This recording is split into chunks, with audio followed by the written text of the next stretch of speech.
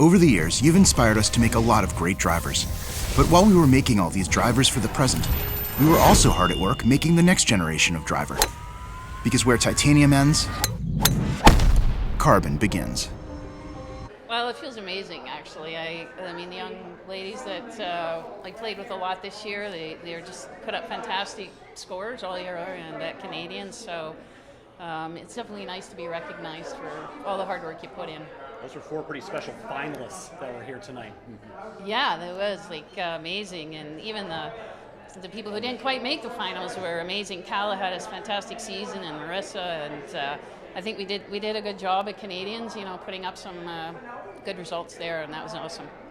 And I think Liz spoke about this a bit too, Rhonda, but the fact that Manitoba is really starting to develop a broad base of golfers. There's not just the one or two of you, like there was in years past, that are kind of carrying the weight of the province on their shoulders.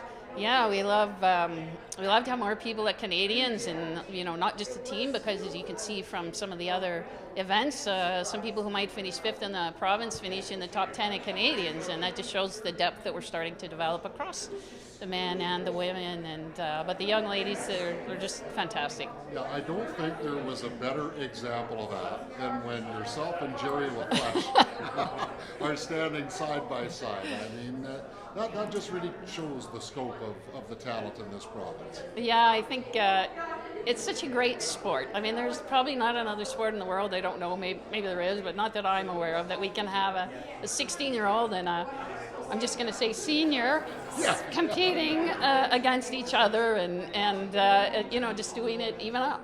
So when you look back on 2022, I know in other years we've talked to you, and I remember there was the 1 year, I think it was at the U.S. Senior GA, where your son was on the bag with you. But what was this year's highlight?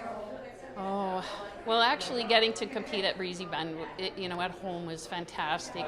Unfortunately, I didn't have my best game the first couple of days. I came through with I think a 1 over par the last round. And thought, finally at least I put a good score up. But that was really nice. And I did compete in the U.S. Had my son on the bag at a professional event, and had an unfortunate accident on the 16th tee box. Tell us about that. Well, I was inside the cut line on the 16th tee box. The brace that I wear on my knee broke in half. Oh no! And I didn't have a very good hole, and that was the end of the story. But you can laugh about it now. Well, I mean, it's. You're probably crying back then.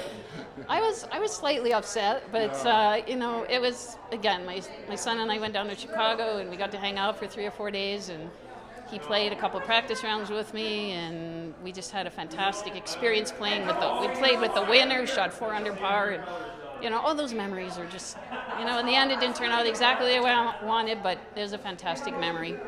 I don't know how many senior championships in a row it's been. I'm not sure how many female amateur golfer of the year awards it's been, but I would suspect it never gets old. Like, it always remains special to you, Rhonda? It does. Every year is special, and at the beginning of the year I kind of set out.